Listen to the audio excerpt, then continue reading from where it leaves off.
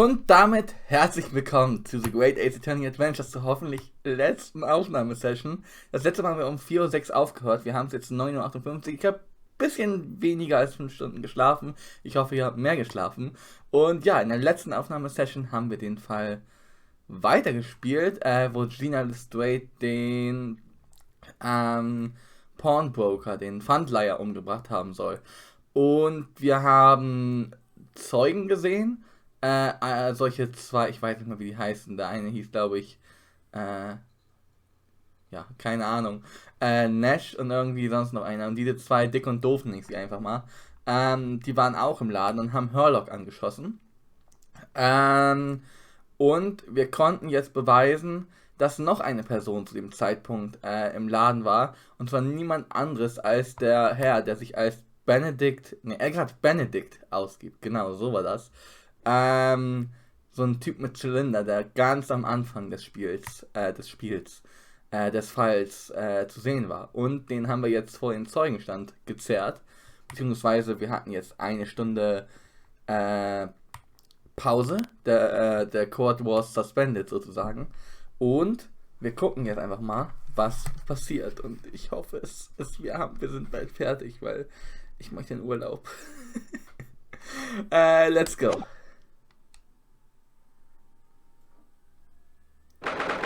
17th April, 12:41 p.m., the Old Bailey, defendant's antechamber. Ah, Gina, how are you holding up? I'm starting to feel quite warmly towards her frequent cold shoulders now. Ginny, are you alright? Why aren't you saying anything?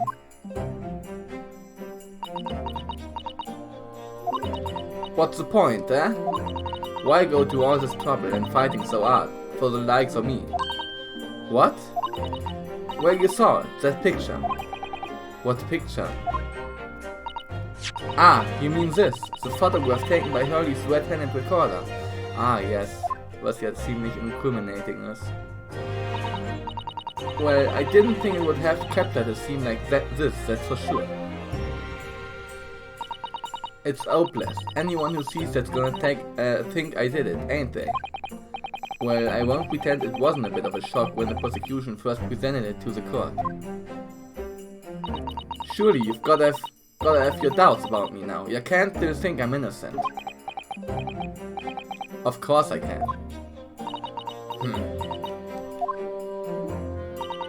Ginny, why don't you talk to us? Tell us what really happened that night. Eh? Uno's cleverly managed to piece together a lot of new information, but still, we'd really like to hear it from you.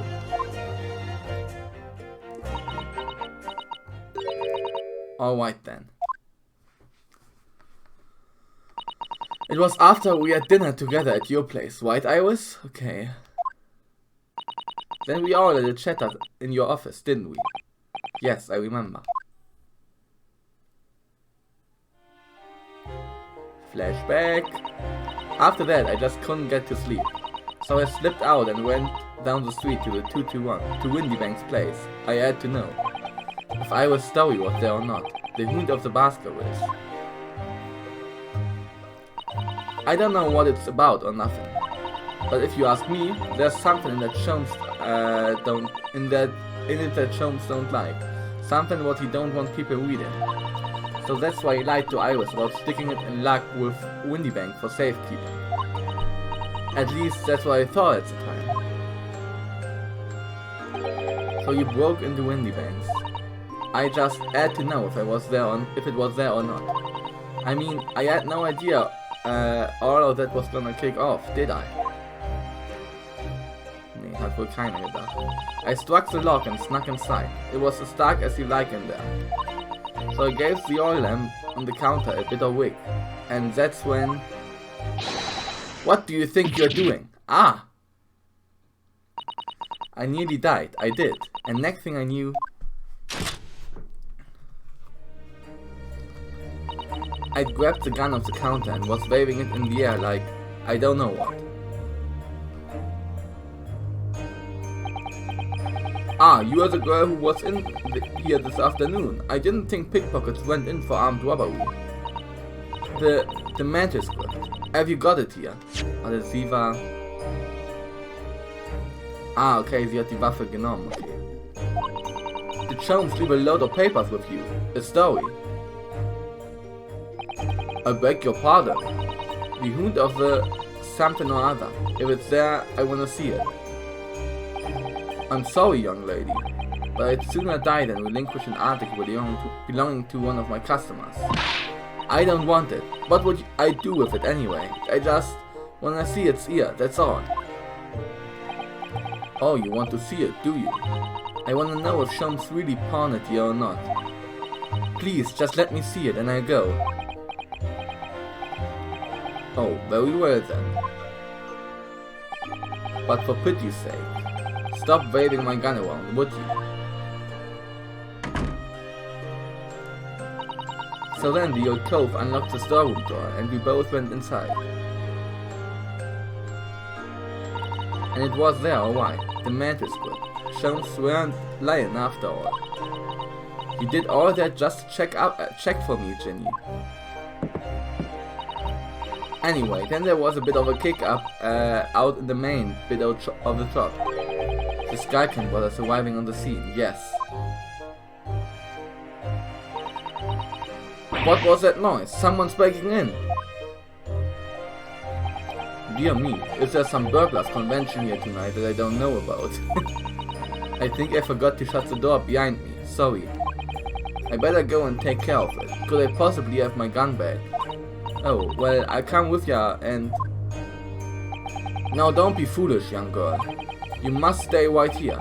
Don't let us leave the room under any circumstances. Damn, als ob er die jetzt beschützt. And with that, he took the gun out of me and of my hands and walked out into the shop. I hung back in the storeroom, like he said, straining my ears in the dark to hear what was going on. It sounded like they got into a bit of a scrap. I started to think I should help see. So I was just about to go out the storeroom myself when...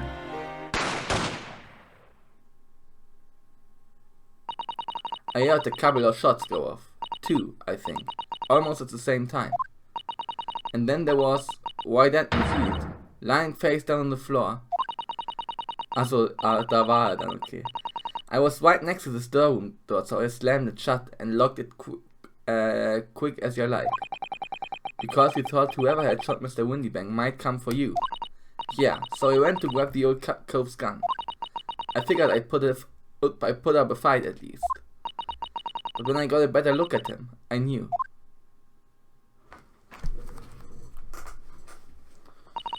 Windybank was a goner. Also I was ever told. I felt funny in me all of a sudden, kind of dizzy. And after that, I don't remember nothing. That must be when you passed out, Gina. If I hadn't done what I done, the old cove might still be alive. Did you tell the police everything you just told us? Of course I did, but they didn't believe a word of it, did they? All they said was if I kept telling lies, it'd make things even worse for me. It'll be alright, Jenny, don't worry. Just stay strong a little longer. Bruno's about to put the real culprit through the mill. That cove, what was there in the afternoon? That Eggert Benedict. I still remember how he looked at me, like I was nothing. He was there that night. We don't know his real name yet, but I'm convinced that he's involved somehow. Anyway, thank you for telling us what happened, Gina. I appreciate your honesty. You what? You can leave it all in Bruno's capable hands now, Jenny. Okay, also, ich nehme mal an, sie sagt die Wahrheit und deswegen ist sie nicht schuldig und es gibt tatsächlich eine Third Party, die da irgendwie zugange war. Mr. Naraodo. Yes? How come you trust me? I don't get it.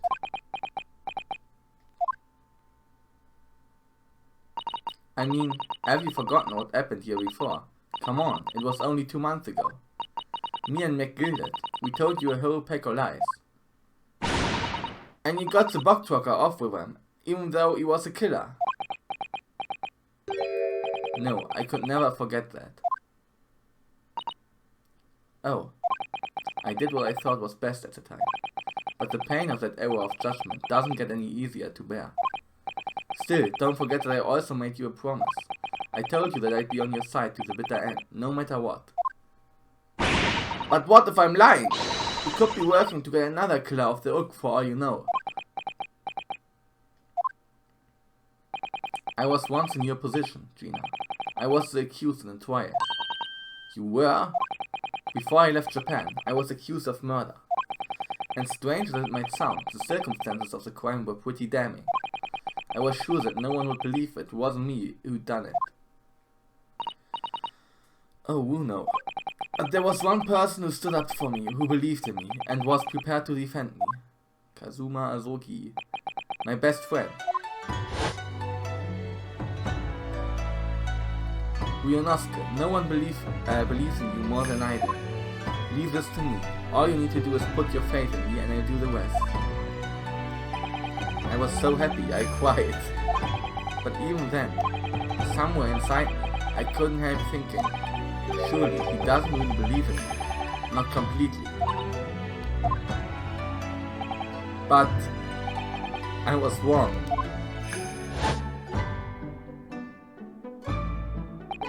As soon as my trial began, it was obvious that he had an absolute, unwavering belief in me.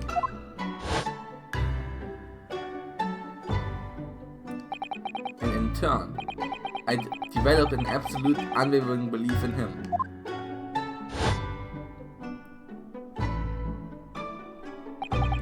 Since then, I came to realize, if you want someone to believe in you, you have to believe in the other person first. What are you saying? I promise you, Jim, that no matter what happens, I'll keep believing in you. So you don't need to worry. I won't let you down. Schöne Musik. Even though I'm a diver and a no-good liar, you're not like McGilded, I know that. Eh? That's right, you're our friend, Jimmy. Iris, we know you better than you think. And we've come to the conclusion that you're someone we can trust. Yes, that's really all we need to know. Exactly. Mr. Naraodo,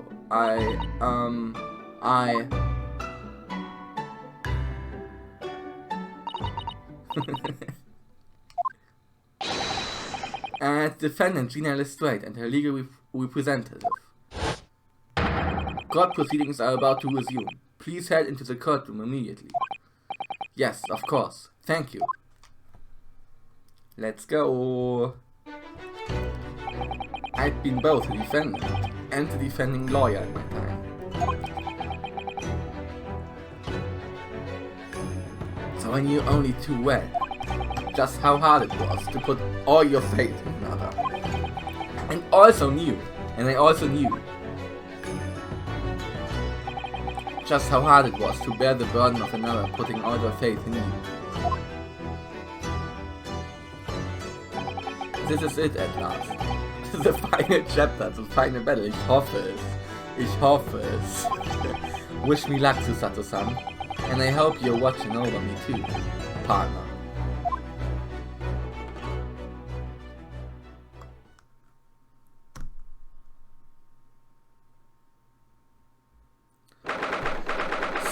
April, 1:41 PM, the Old Bailey courtroom.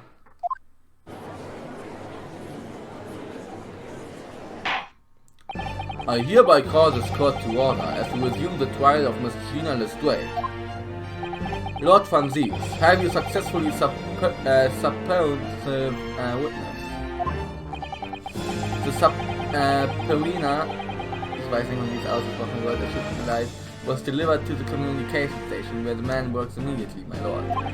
However, the heavy rain was delayed the arrival of his carriage, it would seem. I see. Then let us turn our attention to Inspector Gregson's process of the case heard by the court this morning. The glaring omission of the third bullet in your report is a serious blunder, Inspector. Yes, I can only apologize, my lord. And although the defense's chemical analysis of the blood at the scene makes for a compelling argument, I cannot permit such untried methods to be used as evidence in my courtroom. It's a big mistake to cross Shirley and me. A very big mistake. My lord, the subparent witness has just arrived in the building. Thank you, officer. Show him to the stand without delay. Mr. Benedict. I didn't expect to be crossing paths with him again so soon. And certainly not like this.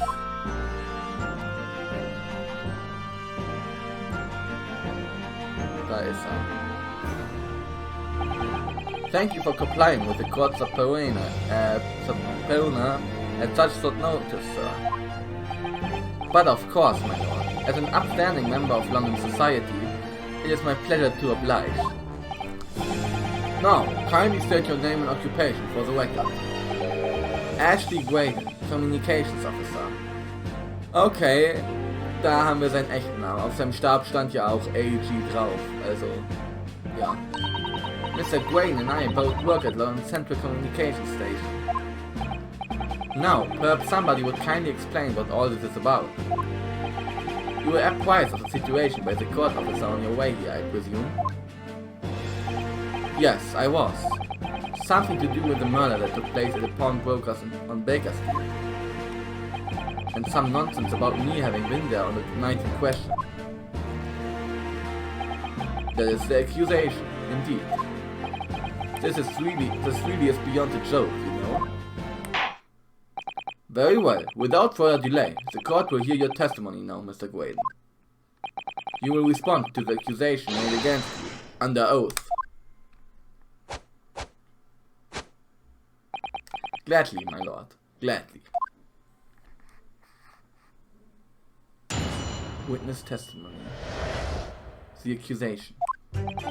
Naturally, I have occasion to make use of pawnbroking services from time to time, but are you seriously suggesting I colluded with these thugs to break into the place on the night of the murder? I have no intention of admitting to such an outrageous accusation, even if certain parties here present claim that my blood was found at the scene. Some scaramouche detective's home-brewed tincture can hardly be taken as serious evidence. So, you deny the accusation completely, do you? I must say, I am dismayed. For the highest court in the land to be swayed by this self-professed detective's toy. It was the will of the jury, and now a great British justice system demands that the jury's will is upheld. Then it would seem we have the misfortune of a most inept assembly of jurors today. By golly! How long am I expected to be detained here? If following the defense's cross-examination your involvement in this matter has not been established, you will be free to leave immediately. Good, then I shall be away in time for afternoon tea. Some small consolation at least. Let us not hold up Mr. Graydon any longer than necessary. Counsel, proceed with the cross-examination. So, we meet again, Mr. Benedict.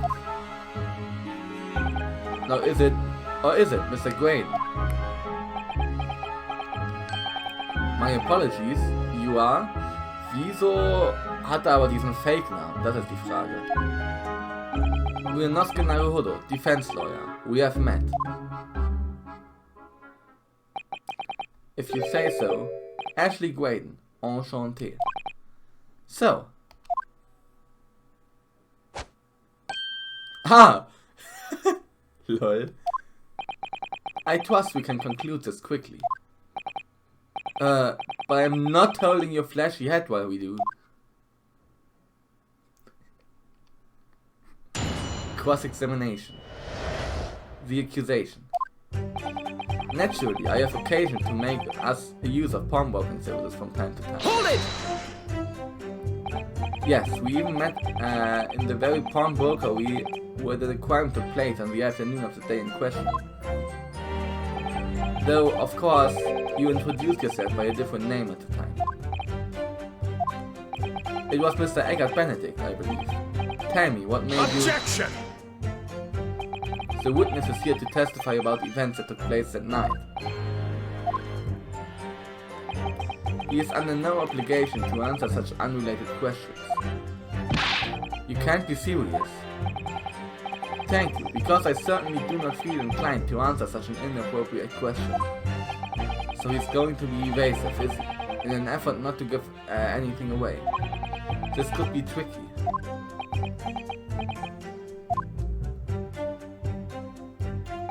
But are you seriously suggesting I colluded with these thugs to break into the place on the night of the murder? Hold it! Have you seen these two men before? This pair? No, I don't associate with criminals. Said by a man who introduced himself as Benedict. I'd like to know who I have to thank for this. Who made this outlandish accusation against me? The young lawyer there in the black. This is a farce. Whose idea was it to permit an outsider to work in a British court anyway? Well, needless to say, I have no intention of admitting to such an outrageous accusation. Hold it! Where were you at around in the morning? Around 1 in the morning on the night in question, sir. That is past the hour at which I normally retire. Certainly. I was not in the company of these rapscallions. You're able to prove that. Objection!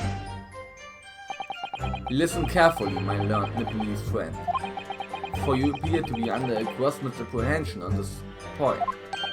What do you mean? The witness maintains he was not at the scene of the crime. He has no obligation to prove his absence. If your accusation is that the witness was present at the scene, the obligation lies with you to prove your assertion. You will fulfill that obligation before putting any more unreasonable questions to the witness.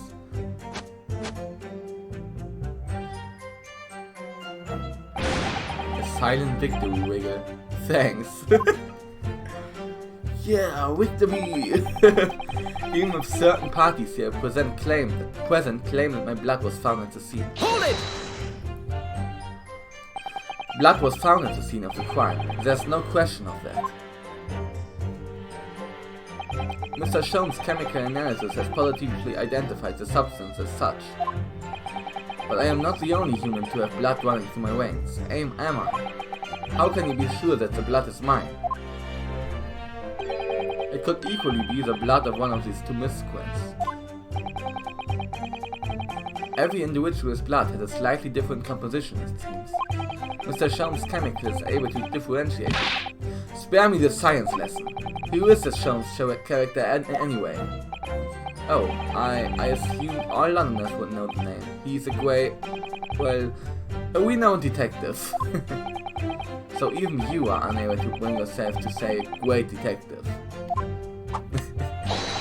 A great detective, you say? Now we're in the realm of fairy tales, are we? Excuse me? Excuse me! Do you have something to say about that, Mr. Skalkin? What? Me? No, the Mr. Skalkin next to you. Right, I've had it up there here with this. How many times have I gotta tell you? Yes, I know, you're not Big Bluff Skalky. Mr. Nash Skalkin. Crobline? What? Is it not the case that when Mr. Graydon just spoke, a thought went through your mind? Would you care to share that thought with the court? Me thoughts? I don't have none of them. I must have been must have been him. You what? Mr. Nash Skulkin, answer the question, please. What went through your mind when Mr. Graydon just spoke? Nothing, honest Guff, nothing. I was just thinking. If he waves his arms around like that much more, it'll open up the wound again, that's all. What wound? Where he took the bullet, of course. It was only 2 days ago, it ain't gonna be healed up yet. Bitte was? So I was, well, you know, I was worrying for him, and... Oh, space. Mr. Gwen, did you hear that? What? Your comrade is worried about you, it seems. On account of your injured arm. My lord. Yes, Mr. Gwen. I have no idea what these two wretches are talking about. Certainly, I shouldn't be expected to answer anything in relation to their mindless insinuations. We know that someone other than the victim was hit by a bullet at the scene of the crime 2 nights ago. And from the height of the bullet hole in the wall, that person was likely hit in the upper arm or thereabouts. Oh. Perhaps you'll allow a court official to examine your arm, sir. The left arm that you're currently clasping with your right hand, as if in pain. Wenn nichts zu verheimlichen hat, dann müsste das ja untersuchen lassen. No, I refuse. Ja, Geständnis, ist schuldig. Easy. Game durchgespielt. You have shown no evidence whatsoever that links me to these common thieves. Accordingly, I am not obliged to permit any such invasion of my privacy. As I've already said, I'm completely uninvolved in all this. I've never had anything to do with the pawnbrokery where this fellow was killed whatsoever. I take offense at the insinuation that I was in any way involved. You claim to have had nothing whatsoever to do with Mr. Windybank's pawnbrokery. My lord, the defense would like that last statement to be added to Mr. Graydon's formal testimony. Very well, counsel. Continue with your testimony, Mr. Graydon.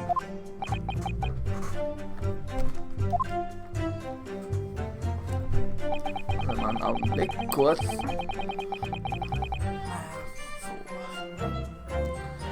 The bottom line is, I've never had anything to do with the pawnbroking establishment where the man was killed. Hold it! Never had anything to do with it. You forget that I was there, Mr. Graydon, on the very afternoon of the incident. Obviously, I am not a complete stranger to the pawnbrokers. I'm currently on the lookout for an armchair to furnish my study. Objection! No, you were there to redeem an article. I have no idea what you're talking about. Excuse me? Excuse me! Do you have something to add, Inspector? Come again, Sunshine. You were there too, in fact, weren't you, Inspector? That afternoon. Well, yes, I do remember meeting yourself in the pawnbrokers that afternoon. You, your young Japanese assistant, and the accused were all present, as I recall. And at that time, this witness, Mr. Graydon, was trying to acquire a particular article. Well now. I'm afraid I don't remember too clearly.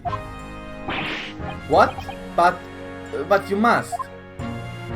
I'm not going to lie and pretend I remember something that I don't. What's going on here?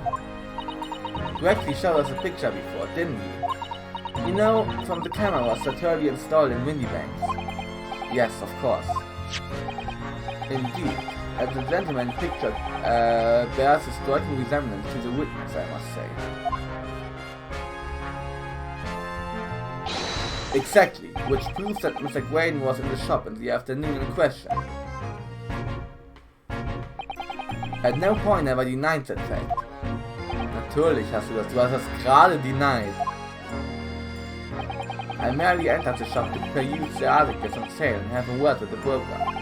Nothing more. This makes no sense. I understand why Mr. Graydon might be trying to cover his tracks.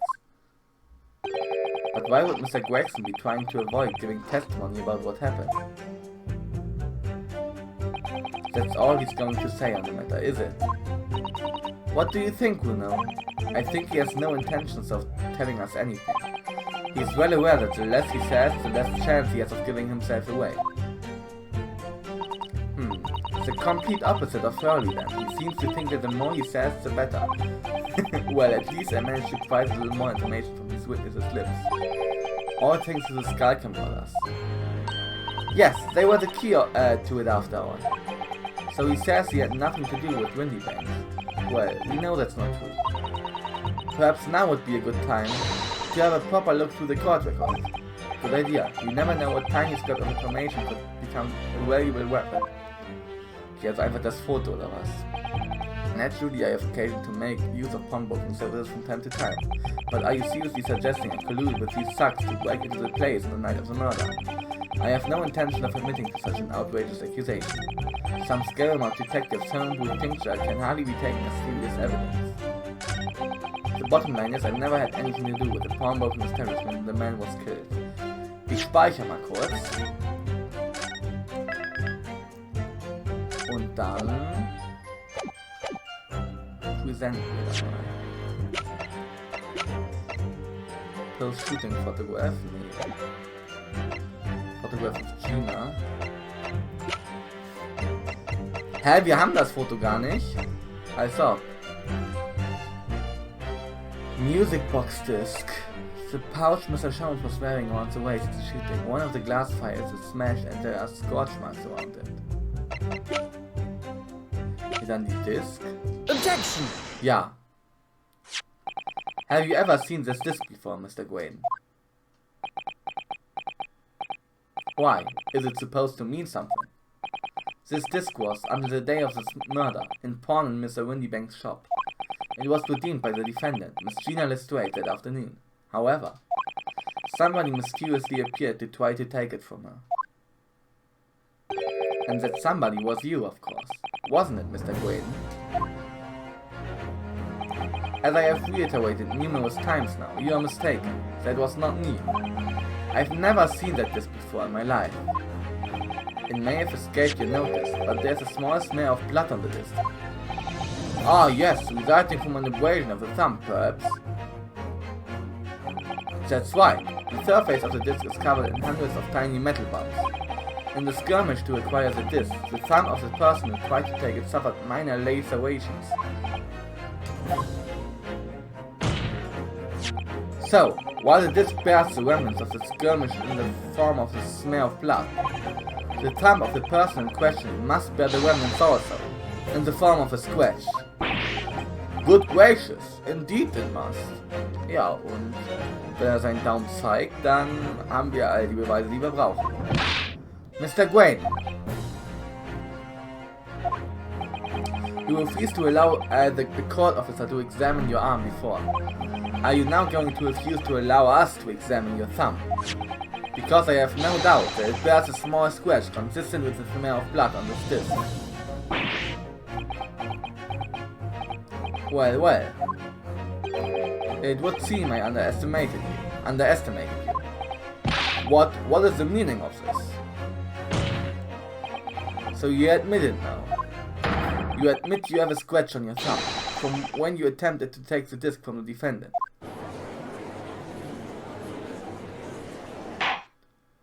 Order. Well, Mr. Graydon. It would appear there has been something of a misunderstanding here. I did not attempt to take the disc, as you put it. No, quite the reverse. What are you trying to say? It's really quite simple, you see?